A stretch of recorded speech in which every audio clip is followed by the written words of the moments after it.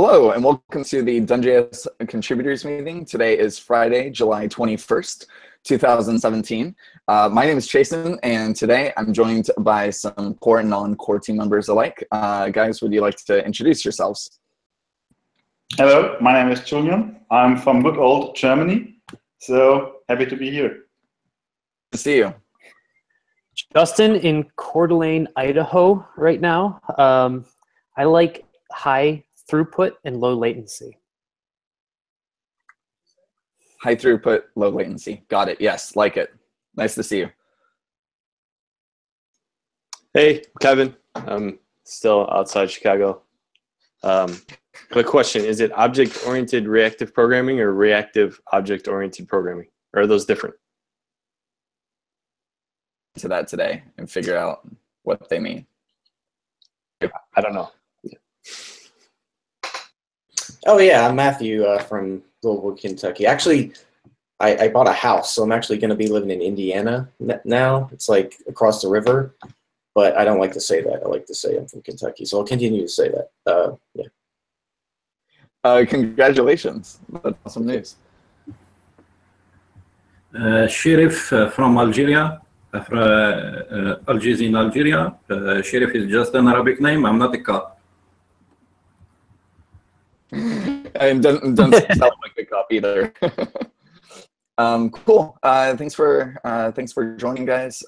Let's go ahead and talk about what we worked on this past week, and then what we hope to accomplish in the coming week. I'll get us started. So this past week, started off the week by helping one of the other Batovians publish her article, How to Use NDJSON Streams with Can Connect. Anka joined us last week to talk about all of the cool NDJSON streaming responses stuff. So she had we have a module called Can Connect NDJSON, and she published a blog post about that. I helped a little with that. And then I've been working kind of throughout the week. I've been working on a bunch of little things. So there was some bugs, or there was a bug with the website in Safari and search, where I've been setting up Google Search Console for all of our sites so we can better analyze our traffic. I'm the only one who cares about that though. Yeah, a bunch of little things. This next week, I'm gonna continue working on those little things. My next thing today is to get a PR merge that DoneJS that supports CanJS 3 and Steel 016. And then, so I'm going to continue working on a bunch of little things, and then I am working on getting some more outside articles published, not just on our blog, and setting up some meetup and conference stuff for myself too. So that's me. Julian, you want to go? Sure, but I have nothing to talk about today. Maybe after we discuss some thoughts about the service worker, maybe we can talk about next week about that. So yeah, we see. Okay, sounds good. Justin. Hey, so I didn't do much this week. I climbed a mountain called She-Devil, which is one of the 7 devils in Idaho. I can here. I'll share a picture. So this is. Am I sharing screen? Yes, you are. I climbed this peak right here. We were gonna try to get to this one, but we took a wrong path. So we had to come back down, and we stayed right in here, around in here is where we camped for my brother's bachelor party, and now I'm going to a wedding. So other than that, I've just been spying on GitHub logs and seeing what people are doing. And next week I'll be preparing for my talk, which I'm giving on incremental rendering and streams. So I'm looking forward to that. Awesome. Kevin. Yeah, so most of this week I was working on a client project, but yesterday I started investigating Stash performance with CanReflect and trying to figure out why we didn't see why we don't have the performance increases that we expected. So I'm going to try to continue with that and hopefully improve the performance there. And then probably next week, I'll if I wrap that up, I'll start working on the alternative can stash binding syntax that we've been talking about for a little while. Cool. Sounds good. Matthew. This week I investigated performance of different scenarios for using HTTP2. Well, it's centered, not necessarily using HTTP2, but centered around some of the advantages of HTTP2. So I ran through, like, I don't know, some insane number of combination, like something like 60 something combinations of having different files and different latency and that kind of thing. So I mostly worked on that. Shot a couple videos related to that. That's hopefully will aid with Justin's presentation. Then I also worked on a new module called Steel Push, which I'm going to talk about here in a few minutes. Awesome. Sounds good. Sheriff. Okay. I fixed the bug for ignoring trailing slashes when running DoneJS add component. So now when I add component and someone add space in the beginning or in the end of the component name or in different parts, those spaces now are ignored and trimmed, and the component is properly generated. This is for me this week, and next week I will continue to fix or enhance CanJS and DoneJS, and I will invite you to assign me to feel free to assign me in issues, because sometimes I am looking to what I can help, and it's time consuming for me sometimes. So feel free to sign me on issues, and I will where you can see I can help. Okay, that's all for me. Yeah, we definitely will, for sure. And thank you for that DoneJS PR. I think I filed the original issue because so used to just ending in the slash, so that would always trip me up. So I am personally grateful for you submitting a PR for that. No problem. Cool. Yeah. All right. Let's go to topics. So you posted first about Steel Push HTTP to middleware. Do you want to? Yes, I do. Introduce that? Yes, I do. I would like to do that. Let me share my screen. All right, so this is the new project, Steel Push. It is a new, okay, so I should probably back up. In Steel 014, we introduced something called the bundle manifest file. So if you can see my project here, just adding this bundle manifest true flag, we'll start generating this bundle manifest file. You can also, if you want to, you can specify like a different path to your file, like if you want to put your file there or something like that. But by default, it goes into your disk folder, kind of where all the other stuff that we output goes as well. So yeah, turning on that will generate this file called bundles.json. Bundles.json is a list of your bundles, and well, it's a list of your entry point modules and what bundles are associated with them. So if you can imagine, this only has one bundle, which is a very simple project, but you can imagine if you have like a multi-page application, you might have a second bundle that's like, I don't know, like cart or something like that, and that would represent the cart page. And you're going to have bundles that are specific to the cart page. Cart.js maybe. Yeah, but you also always have your entry point module for each of these, right? Because cart uses the main module as well. So anyways, what this does is it lets you know that for a particular bundle, a bundle usually corresponds to one particular page in your application. Almost always, that's how you organize things. So you can know that when you're on the cart page, you need to load these different bundles. So by itself, this isn't like, I mean, this is, if you want to generate that, you probably want something to take this file and to, like, you know, automate in some way, because this is not automated, obviously. This is just a JSON file. You know, you could manually look at this file and like add script tags and add link tags to your page, but that's going to be a little bit cumbersome to do. Probably want to automate it in some way. So I can imagine that we might have different tools that automate doing stuff with this file, because there's a lot of different things you can do with it. One such thing we're doing with it is this still push.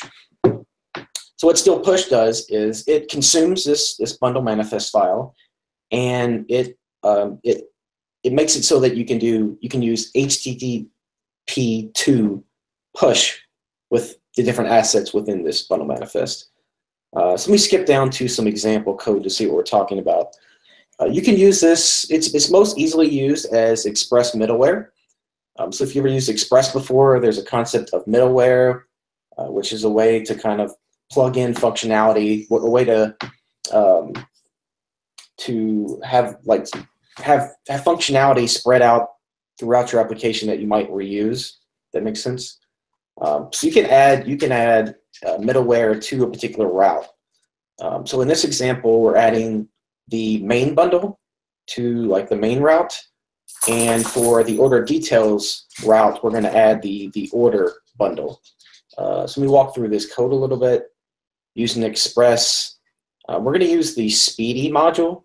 So HTTP2 is not built into Node.js yet. I actually saw a pull request like 2 days ago or maybe yesterday where they're starting to work on getting HTTP2 into Node.js core. But as of right now, it's not there yet. So Speedy is probably the most popular HTTP2 server for Node out there. It's really nice. So using Speedy, you can create a server. You have to provide a key and certificate because HTTP2 requires SSL, and you can specify which protocols you want to support. So you can wire together a HTTP server with Express, and then you just define your routes like you always do with Express. And when you define your routes, you use the still push module to add a middleware to it for the main bundle. And what this will do is it will load up this file. It will look for the main bundle, like let's pretend this is the main bundle, and it will push this JavaScript, and it'll push the CSS. And so when the client loads up the application, these files have already started to download for them, like it's pushed immediately to them. You don't have to wait for the browser load and then for the script tag to kick off to make the request. So it's already out there for them. So that's the easiest way to use it as middleware. Because middleware just takes a request and response, you can just use this manually if you just want to have like a regular server without Express. So any Node server can use this. The same way here is that you call still push with the name of a bundle. It returns a function, and you can just use that function to pass a request and a response, and it will do the push for you. So it's an even simpler way to do it if you have a very simple application and you don't use Express or anything else. Yeah, so I guess the plan. So this is kind of the first step of this. I see some enhancements. Who's clapping? I just wanted to take a break there to congratulate you for a second. Okay. I really like the API. Okay, cool. Thank you. Yeah, that is so dead simple for something that seems like it would be super complex. It's really cool. Yeah, so there's one imperfection here that I should probably, well, should I talk about imperfections? Anyway. We can talk about our flaws if you think it would be productive. Yeah. Okay, so there's one kind of downside to push, which is that it doesn't take into account the user's browser cache. So you can imagine if you've already gone through this page, let's look at this example. You've already gone to order details page. Still push is going to start pushing the order of details JavaScript directly to you, even though it's already in your browser cache. You don't need it. So that's kind of a downside, but it's actually not totally bad, because what's going to happen is the server is going to push that bundle to the browser. The browser is going to see immediately that it already has it in the cache, and it's going to cancel the push. So that's a good thing, is that it actually, the browser is able to like say, oh, hold on, I don't need that. Stop sending me this file. But there is a certain amount of waste that can happen if you're pushing stuff that the user doesn't need. So that's a downside. However, there is this kind of proposal for HTTP2 called, what is it called? It's called, shoot, I can't remember now. I don't remember what it's called, but there is a proposal that kind of works around this problem. And what it does is when you make a request, the browser sends a manifest of everything that's in the cache. It might be called cache manifest or something. And so that's the way the server can know what the browser already has, so it can like avoid pushing that stuff. And there's actually an implementation of this in JavaScript, something that implements the algorithm. So we could use that algorithm in this project to like keep track of what's been pushed and what hasn't been pushed. Maybe store the information in a cookie or something like that. So we could avoid that downside. So there's some potential for enhancements. The ultimate goal here is we want to get this in DoneSSR. So DoneSSR could very easily use this directly, without without much changes at all. Like it pretty much could just straight up use this.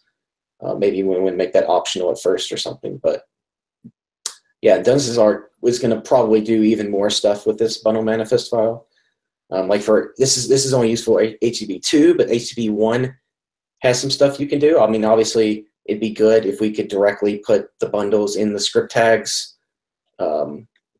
in the return HTML, so that the browser doesn't have to wait to start fetching those, and some other possibilities we have. But yeah, this is the start. All right, I think I've spoken enough on this topic. If anyone wants to. Well, I do have just related to your. I saw your response about your test that you did comparing push with to CDNs, and I saw the conclusion is that, like, in the worst of situations, low or high latency, low throughput, that CDNs are still better. Is there are there costs for doing push, or is it even possible? Like, it's probably not possible to push from another domain, but DNSs could still. Like, I'm wondering if is it possible to. Two questions. Is it possible to have both push and a CDN kind of working at the same time together, and would there be any costs to that? So, like, I'm going to push out the script tags, but when the requests get made, it's the DNS is somehow going to like route them to a local server, and if the push hadn't come, well, that's fine. They're going to be routed through DNS to a CDN. So it's like, well, you should do both, really. The optimal solution is to it'd be cool if like the CDN push out what you can, and the CDN. It'd be cool if like the CDN could take over. You know what I mean? Like you could start pushing something, and like the browser gets the first 10K, and then it's like, okay, I want the rest of it to come from the CDN, which is closer to me. Kind of like to cancel the push, or do some type of swap. Yeah, that would be crazy. Yeah, or it can just start that like from the CDN. Who's ever done first, it like only executes that bundle or something. I don't know. We also talked about just hypothetical, like having a front end SSR CDN, which would always be the main entry point of your whole app, which is just another crazy idea. But I just wonder where, with push, I'm just very curious to see, and this is, I think we could, do a lot in service of the world by trying to figure these things out and give good guidelines on how to, like, hey, push is coming, it's great, here's where it's good, but here's how to, like, have the best of both worlds. You can set a CDN up like this, you can set up your server to push, and then just depending on the network characteristics, you'll still get the best performance. I mean, one thing, I don't know if you looked at the data, one thing that is pretty obvious is that when should be obvious just thinking about it, but when the latency is low, well, when the latency is high, that's when CDNs are the best, because there's not very far to go. But when latency is low, push is actually competitive with CDN. which is kind of interesting. So it's something to keep in mind. Depends on what your latency is. Yeah, that's why I think a very interesting idea would be a SSR CDN, where like you're making a web application of some sort. What you're going to do is you're just going to build your APIs, and then you're going to host your front end on on a CDN, so that when a user goes to your site, it's really going to like one of the CDNs. It's going to do server-side rendering. Also, then it's going to just always do push, because there is no reason you're already on a CDN. You're already closest to the person, so you just push. You don't have to actually worry about round trip script tags. Interesting idea. So I'd love to. So you mean like put app servers everywhere? Yes. SSR app servers. It'd be really curious. Like I know the latency of like starting up like a the Amazon project is really high. I don't know if it can actually do distribution, but because it can, so you can have the same function. You talk about Lambda? Function as a service. Lambda. It'd be interesting to build it as a Lambda service, because like it's really just running a function and producing, if they support push as well. You could potentially do that really cheaply, and if they have DNS set up so they can just go to like anywhere in the world, you basically have like a server-side rendering farm, but it also acts as your CDN, and it could be really, I mean, I just like the idea of saying like, hey, I'm just going to build a normal JavaScript application, but I'm going to run it, and we're going to be able to figure out all the requests it would be making and start pushing those out to the local content, and just sniff those, because we run a simulated browser. We know what that is making requests for, so we can essentially start pushing those out to the user ASAP as we're doing the local rendering. I don't know if it would turn out to be a game changer, but I think it could. It's an interesting idea. Sorry. I like the idea for like teams who are not necessarily JavaScript backend. If people have a Ruby backend or something, and they don't want to like mess around with having their own separate SSR server distribution and stuff, is that you can kind of offload that onto a service and only focus your backend on the API layer. Yeah, I think it'd be, especially if you could prove that the performance benefits were like, if we could just say, hey, you build your simple React, jQuery, whatever app, as long as it can kind of run on like JSDOM or something, right? Something close like that. This would be like a Bitovi project, or maybe, I would do it as open source if other people are contributing, but like keep that part open source, but like pay for the hosted solution or something. You pay a certain amount a month, and then you upload your files to the CDN essentially the same way you would normal CDN, but it's going to be able to do the push and the incremental server-side rendering and all of that. I think that'd be really awesome. So it's like serverless SSR, so SSSR. Is that what we're talking about? Yeah, I guess, yeah. TM. So you just do a SAR. Okay. Just keep adding S's. A snake would say, yeah.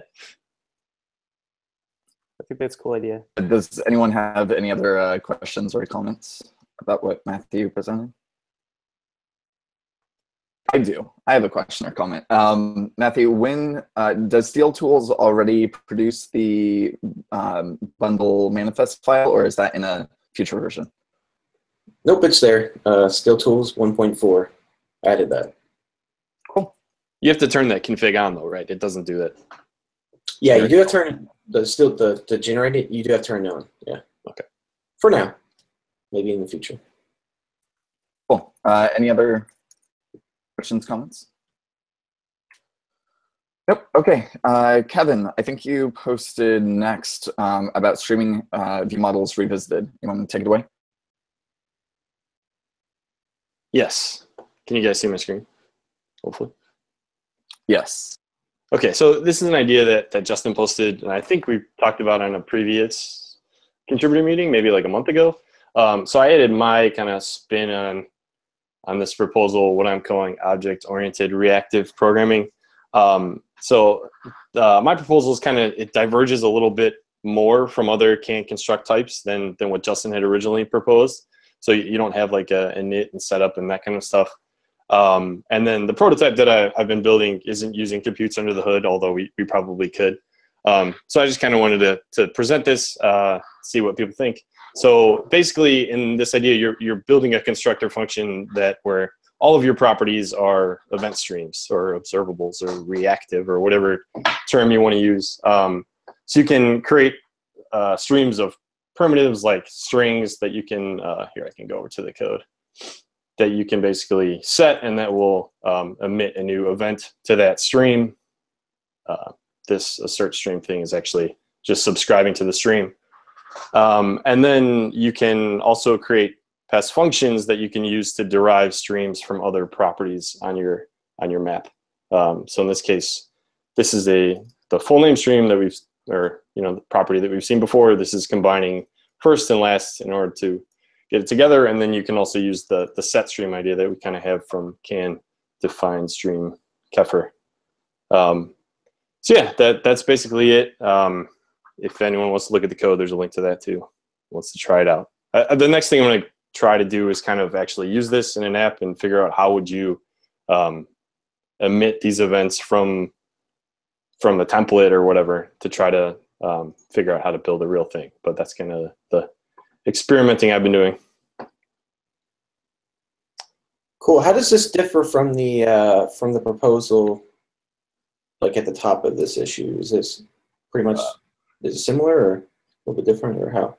Yeah, it's kind of similar, but a little bit different. So I think the original proposal added some other APIs like this stream.event. And then also in Justin's proposal, there's this one singular event stream that's going to emit events for all of the properties on your map, where in my proposal, each of the properties is a separate stream that you'd have to use. Okay. So I think it would be good for this discussion. I mean, we can talk about this part later, or jot these ideas down, or like I should, which is just some kind of like priorities or things that we're looking for in this. And one thing that I was trying to do, and I'd be curious to see if yours can do it, which is to make each one of these functions, they're all purely functional. Like I can create my own source event stream and check the functional output of it. Is that possible with yours? No, not really. I mean, because with mine, right, it's using other properties from your from the map, so it's not a pure input to this full name function. It's actually, but it isn't producing side effects that are updating those properties. It's just using, instead of having the single event stream as an input, it's using properties from the object. What is the second argument there? Is the that second like object is the observable. So in this case, it's like my RX observable. Like, it's, yeah. Okay. It's just so so when I originally thought about this, I was actually allowing you to pass whatever observable you want to create the function, or to create your constructor. So if you wanted to use RX, or if you want to use kefir, or you want to use most, or whatever latest observable thing is. Yeah. So that's why I had it passing it back. But we really don't necessarily need that. And I've also thought about whether or not we actually need the set stream, because that actually, like, you can end up with loops here if we use this set stream on full name and we want to, like, when I do something like this where I set full name, if we want to then go and update first and last, you could make these also derive themselves from full name, and then you kind of get in this circular dependency kind of thing that makes it kind of confusing. But yeah, that's what that is. It's the observable. Go ahead. Go ahead. I was just gonna ask, there's like it looks like there's a a difference between what you set a property to and get property. Is that true? Yeah, that is true right now. It doesn't necessarily need to be, I don't think. But yeah, when you get the property like this, you're actually getting back the stream, whereas the setter is actually emitting to the internal like set stream. So would like person.last, if you got that, would that be a stream as well? Yeah, it would. All right, so what is the set stream here? Set stream is like it emits a new value when you set the value like this. So that's the same thing as I think is what we do in can define stream Kefir. Like when you set full name to this Clancy Wiggum, this set stream is going to emit a new value. Is going to emit Clancy Wiggum as the latest value.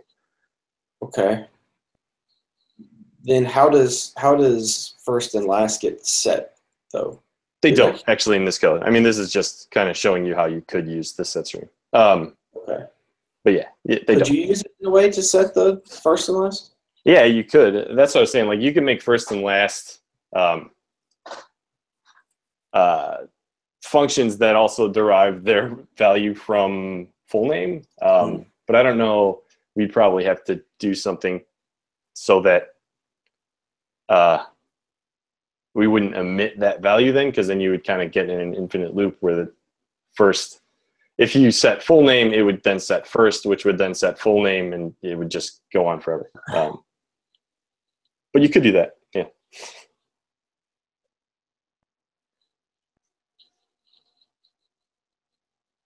Cool. That's it. If anybody else has thoughts or questions, feel free to. I mean, I think the thing that we need to do is identify like what the pros and cons and like basis for like what's the purpose and what's like the unique differentiation between all of these ideas. Mm-hmm. You know, I'm as CanJS evolves and our technology evolves, I definitely think there's room for different approaches. I think that, this was what you wrote there was something that's what I, in some ways, originally thinking when I was thinking streams and observables. I think that's like a cool next step. I was also but then I spent the week with Chris and was influenced about, just making pure functions that are easy to test. So I find a lot compelling in that. And I think it's, I don't know if I don't know. I think what we should, what I want to talk about is how do we figure out what to do? You know what I mean? Like a rational way, and especially in a collaborative way, right? And the ideal world is always like, well, you build a system that can work a whole lot of ways, and it's easy to have, like an ideal. I mean, I do like did you see my presentation that I gave on like functional reactive programming in object oriented? Were you at the JS? So. For that, I really like. I mean, I like conceptually. I like the idea of if you think of something that's like pure functional is like the root, but then you can make that look object oriented for consumers. I like that, and I like a stepwise approach. I don't know if what I'm saying makes sense, but it's like I want to identify what the things that we really like are, like a whole suite of tooling or libraries that we can create. They can kind of, in some ways, go from on one extreme, what Chris has shown with Raj, to another extreme, which is just like define map as it is. Mm-hmm. And there's like the underlying utilities are all there where it's pretty easy to maintain. And is that even what we want to do? Do we want to say like, oh, here's a huge plethora of things? Personally, I do, because I just find it interesting to have a lot of ideas. And, I think that hurts us maybe being a little bit popular if we've got a whole bunch of ideas, which is obviously a consideration. But I don't know. I don't know if people have thoughts on that, like on how to take all these ideas and make it so that we're like a cohesive unit. Yeah. I think that's it's hard for me because like it's all in my head. Like I've never actually tried to use any of these things. I've only thought about it, so like I don't know. There's certain things I like about your idea, Justin. I like the fact that there's a single stream and it feels like replay and stuff could be, or like rewinding and stuff could be easier that way. Maybe I kind of like how Kevin's proposal is like closer to a defined map. It's a little bit smaller leap and maybe a little bit easier to start off with. Yeah, I think we need to kind of distill the goals of each of these things and try to figure out how to put them together. That's kind of what you were saying, Matthew. The other thing is that's why I built a real thing, because I want to experiment. Because again, like it was all in my head. I want to see what is it like to actually try to build something with something like this. So. Yeah. I tried to build something once that used streams and like only streams. Like I was like, I'm only going to use streams, like, you know, a little bit like Redux, but I did it with streams. And it just became so complicated. Like my brain like was like doing like, you know, stuff that's very easy when you mutate. It was like extremely hard to try to make sure that I didn't get duplicate events and all the kind of, it became too hard. And I was like, forget it. Yeah. So it's very hard when you really try it. I mean, if we're going to treat this as like a product, right, the way that we should probably do it is to build out, you know, and that's why I feel like what we should figure out are the features that we really want, or like, and some of them might not be complementary and doable in the same space, but like, okay, we want like just a purely functional one that's like no streams, just kind of very literal functions. Yeah, and then one that's like more mine, which is like very stream assembly, and then there's one that's closer to define map. And we should figure out what those are and what their strengths are. And I think what would be really good then is to just user test it. Is like get them in kind of like a certain shape that we're all like, okay, these are at this point there's a guide. I mean, the problem is all of this stuff takes so long. Like, what is the fast path to like building a little example, getting in front of a user? I mean, that's what I'd really want to do, is just then say like, hey user, you know, person we pull off the street who's got like a little bit of, you know, a certain range of technical experience. And of course, it's hard to have the same people be, you know, the same skill level, but once they've looked at one, then it's you know, they're spoiled in some ways. But just some way of being like, how could we get some kind of validation for it, or, you know, because I think that's a big consideration too, is just what do people know and what do they feel comfortable with. And then there's also what Matthew is, which is like once they've built a whole application on it, then there's a whole level of other problems that creep up, right? When you've got, you know, you've got 40 components and they all have to work together, that's a whole other ball game than when you're just going through a simple guide. So I don't know. I would say we should all think very hard about that, is trying to figure out a way, like a path forward. So I'll say something because you mentioned it. But in that same issue, I had commented about what Raj is, and I've been using it. So it's a framework. Like Justin said, it's highly functional, where basically I've designed it so the main concern for me is testability, and what you're only allowed to use are very pure functions derived solely from their inputs. It doesn't rely on streams or anything like that. It is actually just passing plain values. I've been using it. It's not something that has really any association to any other type of framework. For example, I can use it with React right now, and I started working on a React Native app 2 days ago, and I can use the same philosophy working with React Native as I can on a web app. And I think it's really cool stuff. I'm just kind of, it's hard, but it's hard for me to judge, right? Because I made this thing. I can't tell if it's actually a really good pattern or I just know everything about it. So yeah, we should come to a conclusion about really what we expect of each different strategy, you know, where it's going to help people most, as far as what people's long-term goals are. Because mine is definitely not, it's not something you just pick up and it's like, oh, I understand completely how to use this right now. It's kind of, it's a different paradigm that a lot of people haven't seen. So I expect there to be some, at least on my part, a lot of teaching that I have to do to kind of not convince people to give it a try, because it's a very foreign way of thinking,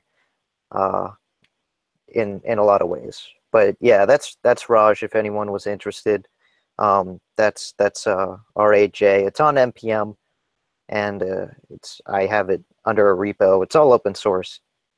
If it interests anyone, that's also another proposal. No, I mean, Kevin and anybody else interested in this should definitely check that out. Like, I think it's, I mean, in some ways, I think in some ways what I proposed was like the in between what you, like I really took from, I really like the testing aspect of of Raj, or like that conceptual idea. I really like that. And I try to bring that into like a define map, so that every single function, yes, it use streams still, but as long as you could just provide the streams to a function, and then you could test the output stream that function returned. I really like that idea. It is it is different for people exposed, and like we've talked about, like, we have to find a way, at least I want to find a way to make it work well with modlets. I know you've been working on that. I think you need to have a whole, once you've got your thoughts, we should just do a whole another one of these on Raj, and you should just go over it. I think we should do that next week or something. All right. I think yeah, that would be good for me. me. Next week or the week after that. I think what I'm running into as far as how to do modlets, I'm not really having that much trouble, because the way you write programs in Raj, it's like the same pattern over and over, but there's a lot of boilerplate to hooking two components together.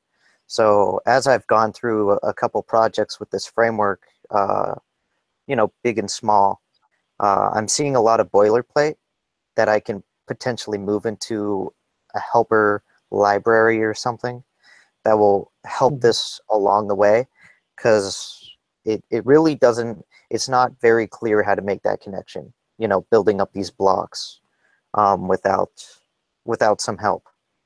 So that's probably what I want to get done before we really talk about it. Okay. And there's also there's other stuff that I need to, like, I want to think about how we would do routing in this new paradigm. You know, stuff that has side effects with the browser. You know, if you have to get the height of something, how does that fit into this system? Subscriptions, all of that, all of those long-term things that kind of you get in other paradigms much easier. So just a lot of thinking on my part. I'm say, like, yeah, well, let's talk about yours next week, because I think that will take too much time today if we go into it. But I guess I would say, like, I think we actually, I mean, even though we haven't completed it with our talks about templates, I think for the most part, like, you know, ideas are precious to everybody. They're everybody's babies. But I think we so far have done a good job of everybody, like, trying to take a step back and distance yourself from your idea. And I think that will, like, I'm also reminding myself I need to do that. I think as long as we try to do that and be kind of, let's think of ideas, but be impartial observers about, like, their success and failures as we build things, I think that'll really serve us all well, especially myself. because Yeah, I same. really get attached to my ideas. For sure. Yeah. Yeah. All right, cool. So yeah, I also to that Anything then I else wouldn't on say this? that it has to be. Sorry.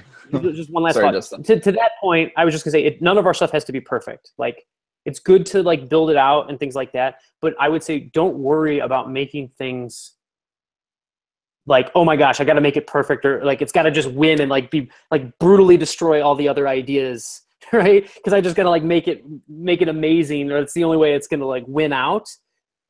Like don't, let's all, hopefully we're all going to be that way and be able to be detached. So like if you've got a good idea and it's not totally polished, it doesn't need to be for it to like, see the value in it, but also like give it kind of, critique in the right way, constructive criticism, but we'll see the value in it without it having to like solve every single problem.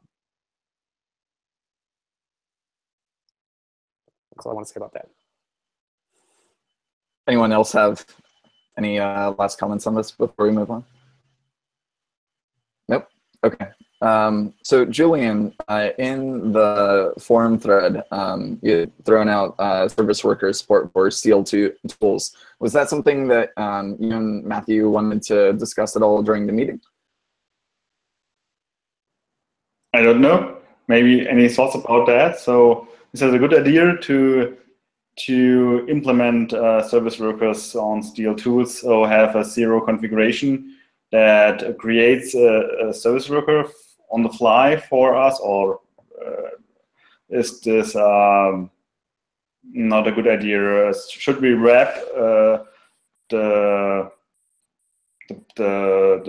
module or the Google SW precache as a wrapper, or should we code our own? Or yes, you should do it. This is actually, at first I was like, I didn't quite understand like how this would relate to Steel, but then when I thought about it, and when you mentioned how you thought it would work, is it's a lot what bundle assets does.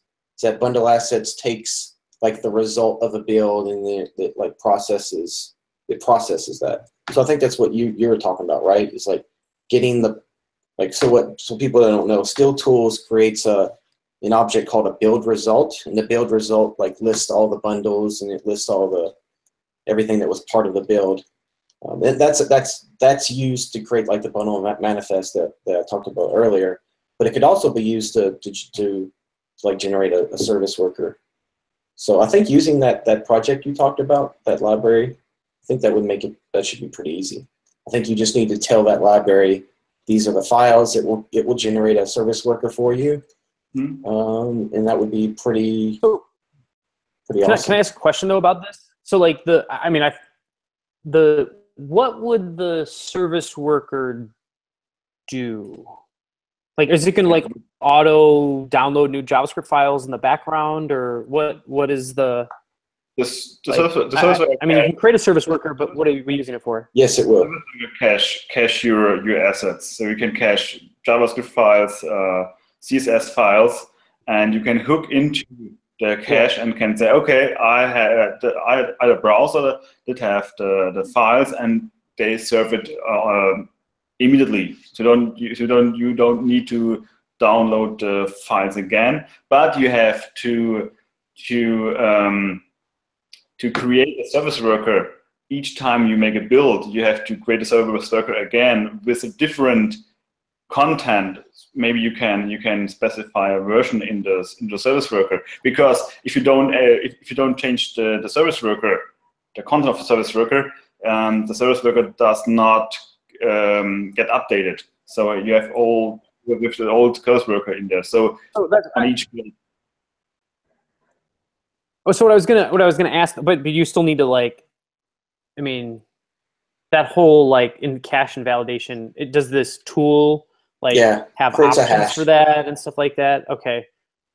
And then what about? I mean, service workers come alive though even when someone's not using the app. I mean, does this tool set it up so that it's going to just try to like make a request every day for the new code or something, or get like it knows that, oh, you know, we've updated today or in the last 5 minutes, so like I don't need to go get new JavaScript files or anything like that? Does it have that ability, or does it basically just always how does it work? It like just always is going to make a request, like I'm going to make a request for a JavaScript file, but it's always going to make one like little ping to the server to say like, hey, has a service worker changed? Yeah. If service worker did change, then it's going to do, so it's like instead of getting all of your JavaScript and CSS files, it's just like checking like a cache number every time. But is there a way of like, you know, one cool thing about this, could you push assets out too?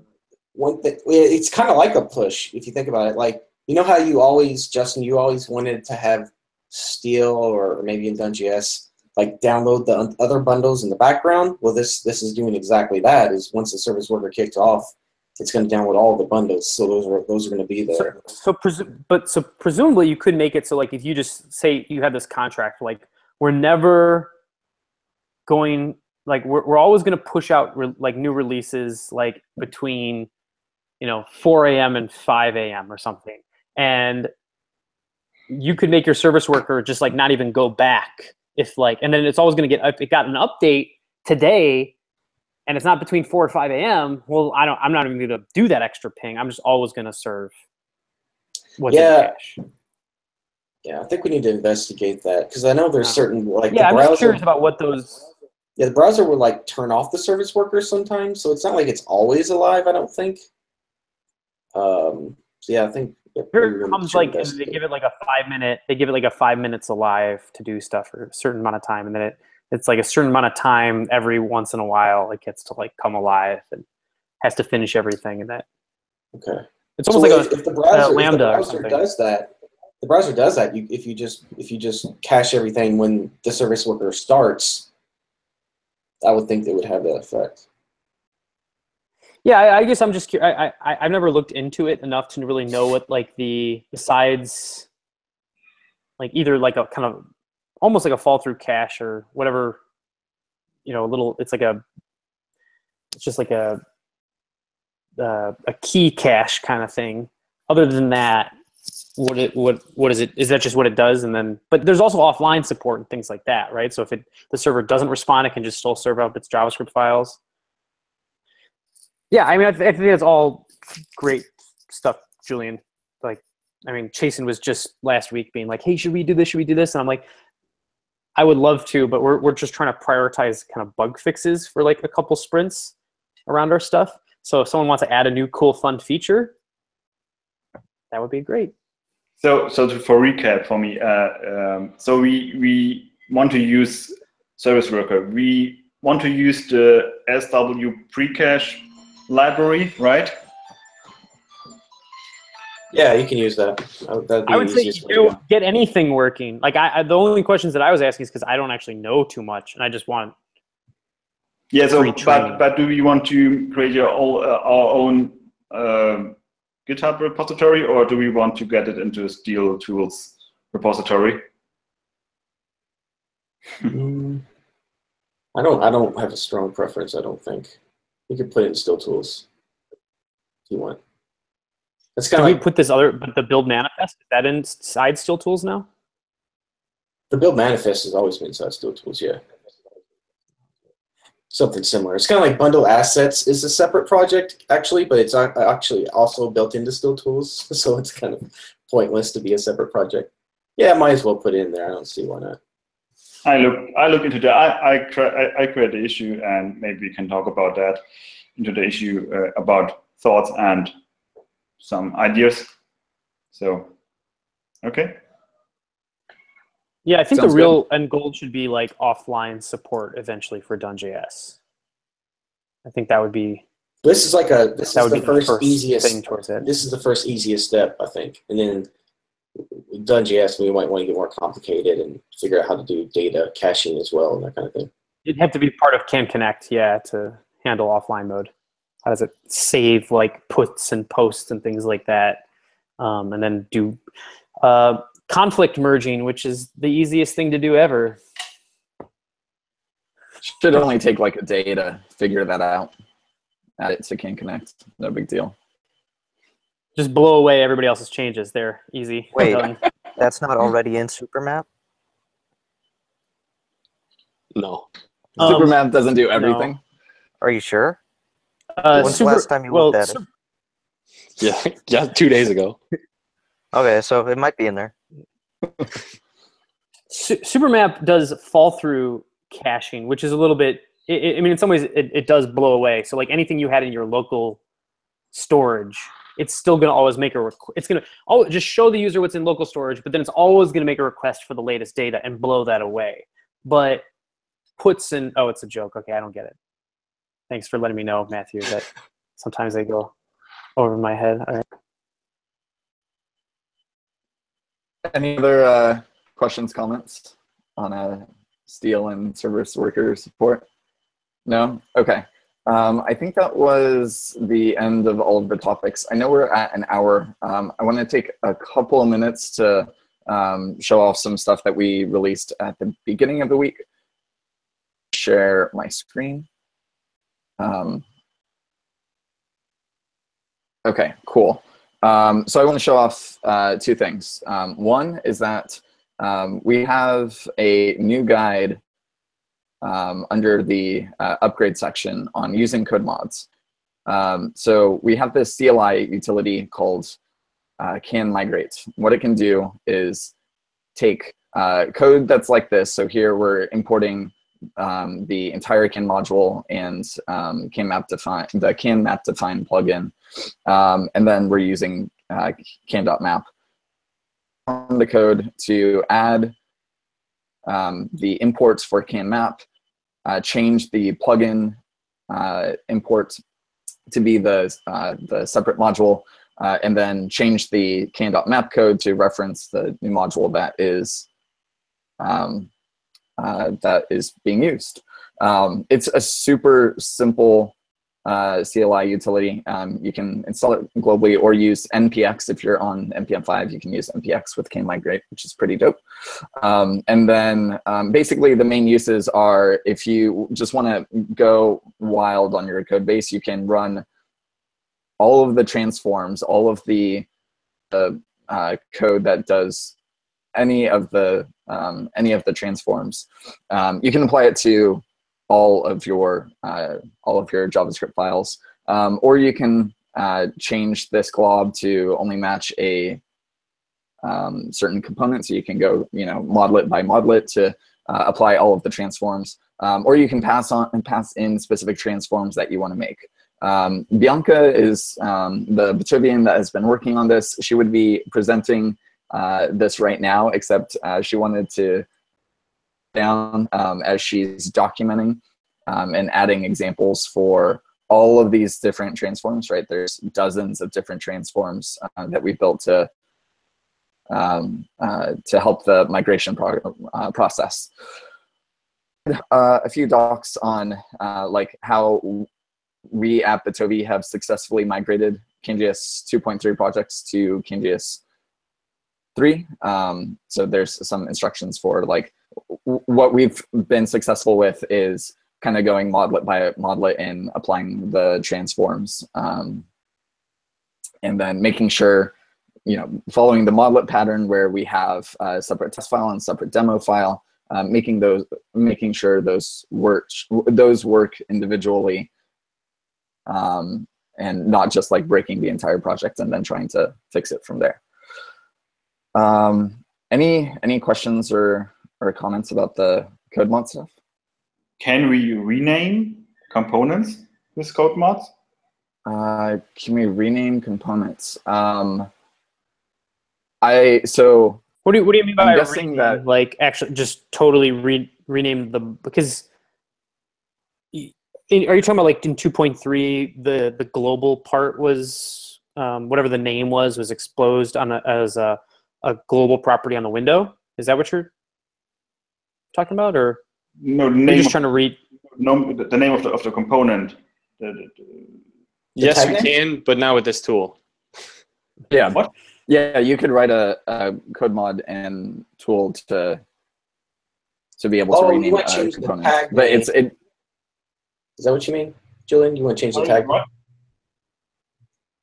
I said, are you asking about changing the tag name? Yeah, tag name, the component name of it. So the define map name, the view name, all the stuff. You could write a code mod for that, but that's not what this tool does. Okay. You could actually use this. Like if you wrote a code mod for it, Can Migrate can use your code mods as well. You don't have to use the transforms that are just included with Can Migrate. So yeah, you could write a code mod for that, and then Can Migrate CLI for running it on your project. Any other questions, comments? This is just, I mean, it's really, really cool. I remember Can Migrate, it started off, I think, maybe 2 years ago, and I believe the only thing it did was, I think maybe it changed mustache files to stash files, if that's what it originally did. But it just operated on a regular expression, and it was, oh, Can Upgrade, maybe that's what I was thinking of. Yeah, so actually I need to add a comment on. So this is like the this evolution README, that people should. Yeah, you can see this was from a couple years ago. It's pretty incredible that you can take a 2.3 project, which we didn't make a lot of big changes in 3.0, but we just made a lot of small changes. The fact that you can actually upgrade it with this is awesome. Yeah, moving to all of the broken up modules is really cool. There's more than just that. Bianca is documenting all of the other transforms, but all right. And the second thing that I wanted to show, so under guides, we used to have a contribute section that had all of the contribution guides. There's now a dedicated section for contributing. It follows the same structure that the DoneJS contributing guides. So under guides on the DoneJS site, there's contributing. So the one on CanJS kind of follows the same structure. What I wanted to point out was this finding ways to contribute section. Links, it kind of explains how we use GitHub issues and the labels that we use in our projects. And then in the DoneJS contribution guide, we have a link for searches for GitHub issues for all of the projects. So a good example is if you're looking to contribute and you want to find kind of easier issues, you can click on this easy link, and then you'll get all of the you'll get a list of issues that have been tagged with that label. We use help wanted for what we're specifically necessarily expecting to be able to get to right away. So outside contributions are really helpful. So that's what a help wanted tag is. You can combine these two. So if you're looking for help, if you're looking under the help wanted tag, and then you also want to find issues, you can do that with the label syntax in GitHub. So yeah, so we have this new contributing section on the CanJS site. So it has the same finding ways to contribute, and this links to searches within the CanJS org. So definitely check that out if you're looking for ways to contribute back to the project. And then the very last thing that I want to show, we've had this for a really long time, but people continue to find out about it, so I want to call it out. So I actually found that when I wrote this up, I made a mistake. This documentation link is actually going to the design label. So this is the sort of thing where it doesn't really make sense to file an issue. This is such a small thing. It'd be easier to just fix directly. So I'm going to call out this edit on GitHub button that we have on basically every single page of the CanJS site. So when you click on that, if you are a contributor in the project, you'll be able to just edit the file. Otherwise, if you're not in the CanJS org, like most people aren't, it will create a fork of CanJS, and then you'll be able to edit the file in your fork. So I'm actually just gonna or fix this to show how easy it is. Documentation. So I can make my change. I can say fix the. Then I'm going to create a PR, propose file change, and then. So if you see little issues in our documentation, it is that easy to submit a change. And this works for all of the modules. So if you're, let's say you're in the CAN event, you found something, this edit on GitHub will go to the CAN event project. And you'll end up on the right file to edit. Anyway, just wanted to call that out. To people how easy it is to contribute easy changes. Any questions, comments?